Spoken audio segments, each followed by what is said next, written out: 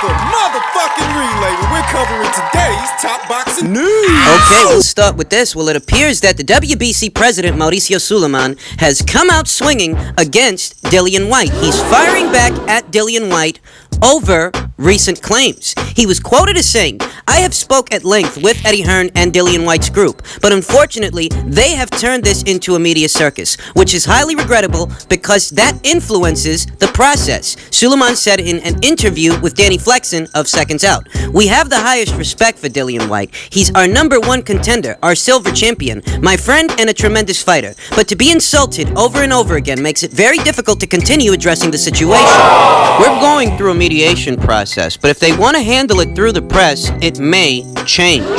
We offered Dillian Whyte a fight for the interim championship since last October, and they've been stalling. I'm a little bit frustrated that British fans are only getting one side of the story. I've been getting insults on social media, trashing my father's reputation, insulting my family. We stand for justice. Our history is very clear, and we will do just the thing via the right process." Now, I'm sure most of you are all aware that Dillian Whyte has been the #1 ranked contender in the WBC's rank standings for well over a year now. I mean, it's getting close to 2 years now.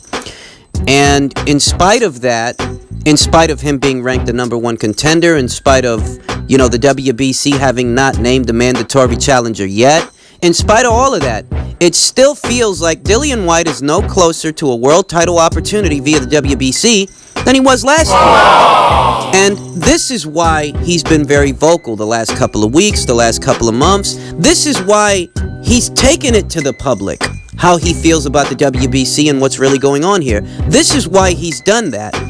But to that, I'll say this.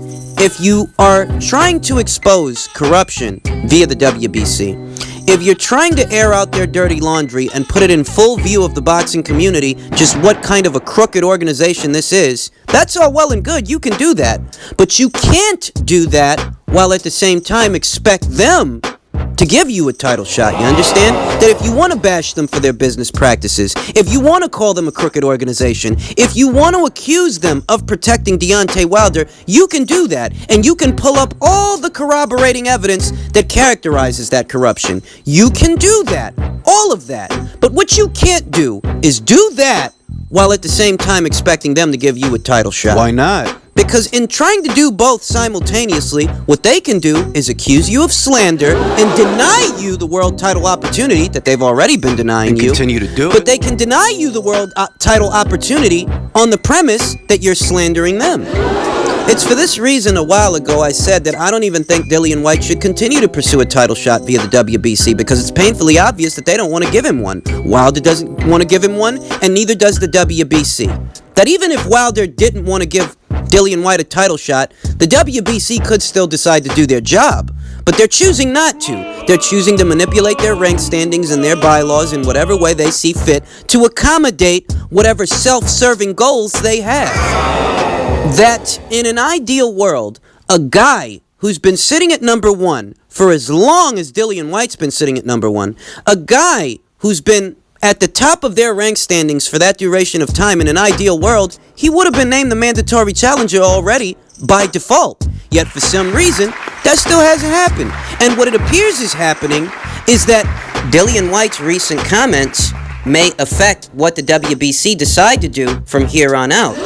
It may affect what decision they take, what action they choose to take or not take based on his recent comments. That, you know what, if you want to talk shit about these guys, go ahead. And they deserve it. I'm not even saying that they don't. But you can't talk shit about these guys while at the same time waiting for them to do you a favor. You know that a while ago, I said myself that I understand Dillian Whyte's frustration, I understand his outrage, and I sympathize. Because it's painfully obvious that they want to make him jump through hoops that they didn't make other fighters jump through. In regards to getting a title shot, that in many cases, they fast-tracked other fighters to title shots, whereas in the case of Dillian Whyte, for some reason, they want him to jump through all these different fucking hoops. I mean, take Bermane Stivern's route to a mandatory spot, the same kind of mandatory spot that Dillian Whyte is trying to get. Bermane Stivern didn't fight a fucking soul the whole of 2016. This guy fought nobody. The whole year. He didn't fight nobody. But, he was supposed to fight Alexander Povetkin. They ordered that fight between him and Povetkin. It was supposed to be a final eliminator. for a Mando spot. They ordered that fight in August of 2016. You fast forward to December and the fight gets canceled because Povetkin gets himself suspended. He tested positive for Osterin, fight got called off. Now that's not Bermane Stivern's fault, but better still, this is a guy who hasn't fought the whole year, the whole of 2016. This guy's last fight was the year before that against Eric Rossi. This is a guy who essentially is an inactive fighter. So this guy, he don't fight nobody the whole year. What does the WBC do the following year? What? In March. What they do? I'll tell you what they do. They award him mandatory status. Mandatory status without a contest. They could have chosen to, reschedule the final eliminator and pick some other guy in the ranks, but that's not what they chose to do. They chose to give it to him by default. And whether you're okay with that Or not. is besides the point. Whether or not you're okay with that, that's not the point. The point is that's what they chose to do. They gave it to him by default. On the premise that, okay, well, we staged the final eliminator, but that had to get canceled, so we'll give it to you. Fine.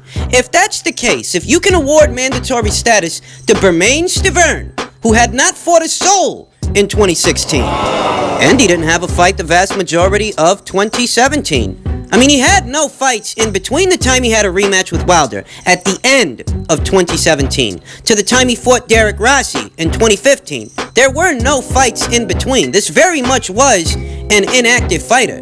And he only snapped back to any kind of activity at the end of 2017, in November, when he fought Wilder for his second time. So essentially, this was an inactive fighter. And the WBC so chose to give this inactive fighter mandatory status by default because their final eliminator got canceled. Okay, fine. Well, you fast forward, you look at Dillian Whyte's situation, and very recently, that same WBC ordered a final eliminator between Tyson Fury and Dillian Whyte for mandatory status. You guys just ordered that. And guess what? Tyson Fury, he just pulled out of that. For one reason or another, he pulled out of that. So the question then becomes, why haven't you given Dillian Whyte mandatory status by default the same way you gave it to Bermane Stivern? It's not Dillian Whyte's fault that Tyson Fury pulled out. Tyson Fury, he can have his reasons, and you can sympathize with those reasons. You can say, yeah, I understand why Tyson Fury's saying what he's saying. He doesn't take orders from the WBC. That's all well and good, but that's besides the point, because it's really not Dillian Whyte's fault that Tyson Fury doesn't want to abide by that order. That's not his fault. So why aren't you awarding him mandatory status by default the same way you did for Bermane Stivern? It wasn't Bermane Stivern's fault that Povetkin got himself suspended, and as a result of that, he was awarded mandatory status. So why aren't you doing that for Dillian Whyte? Earlier this year, the WBC ordered, emphasis on ordered, they ordered a rematch between Wilder and Tyson Fury in January. This is at a time when Dominic Breazeale has already been named the mandatory challenger. He was named the mandatory challenger already. But in spite of that, WBC orders a rematch between Tyson Fury and Deontay Wilder. Now, is it Dillian Whyte's fault that rematch didn't happen? No. And in the midst of that rematch not happening, the WBC also ordered a Dominic Breazeale versus Dillian Whyte fight. They ordered that fight in February of this year. Now, once again, is it Dillian Whyte's fault that fight didn't happen? No. In all actuality, it's the WBC's fault. How do I know? Because the WBC are the ones who subsequently ordered Dominic Breazeale to fight Wilder since the Fury rematch wasn't going to happen. So all these different things that have been going on, when you follow the paper trail, when you check the names, when you check the dates, none of these things are things that Dillian Whyte caused to happen. None of this stuff is his fault. He could have easily been named as the mandatory challenger at minimum a couple of weeks ago. Why? You guys ordered a final eliminator between him and Tyson Fury. Fury's the one who pulled out, so why don't you give him that mandatory status? You guys were okay naming Bermane Stivern as the mandatory challenger in 2017, him having fought no one at all in 2016. You're okay with that. So, we're here with the president of the WBC, Mauricio Suleiman. Straight to the point, we're here at the Wilder Stivern press conference. Okay, so it's been confirmed that Dominic Breazeale will take on Eric Molina for the final eliminator. Now, from my understanding, that doesn't mean that they're mandatory. That just means that they'll likely fight someone else to be the mandatory. Can you explain that? It's very simple. Breazeale had a signed contract to compete in this card. That's why it's an official fight. The mandatory fight is tonight, Saturday night. Bermane Stivern is a mandatory contender for Wilder. Then there's one complete year. But Breazeale had a signed contract, So it's going to be an official fight. Okay, so I guess what I'm asking, let me rephrase. So will the winner of Brazil versus Molina be the next mandatory, or will they have to fight likely Dillian Whyte? They cannot stay 1 year without fighting. So truthfully, I like to concentrate on Steven Wilder. Brazil, if he wins, becomes eligible, and there's a lot of activity that can happen and will happen within that year. Okay, thank you. All right, you answered my question. Thank you. Now, this interview was conducted by T Street Controversy via FightView 360. And in the interview, you'll notice that Mauricio Suleiman did not outright answer the question, and it was a very clear and concise question. Is the winner of Brazil versus Molina Wilder's mandatory challenger? And to that, all Suleiman stated was that the winner would be eligible. Eligible. So let me see if I understand this, because at that time, Dominic Brazil was ranked at number 6, whereas Eric Molina was ranked at number 12 via the WBC's rank standings. You're telling me that these two guys, number 6 versus number 12, makes the winner of their fight more eligible to get a title shot than a guy who's ranked at number 1? What the fuck? That's how it happened. Make of that what you will. But the WBC felt that, for some reason, the winner of Brazil versus Molina, neither one of which were ranked in the top 5, their top 5, I should say, they felt so inclined that the winner of that fight should go on to become Wilder's mandatory challenger ahead of a guy who was already ranked at number 1. And you cross-compare what Dominic Brazil had done from the time he beat Eric Molina to the time he fought Deontay Wilder. He had one fight in between against Carlos Negron, relatively unheralded opponent, in all honesty. Whereas, if you look over at what Dillian Whyte did in that same span of time, not only did he take Lucas Brownzo, not only did he beat a former world champion in Joseph Parker, but he also put a stamp on his previous fight with Derek Chisora by staging a rematch which he won in spectacular fashion.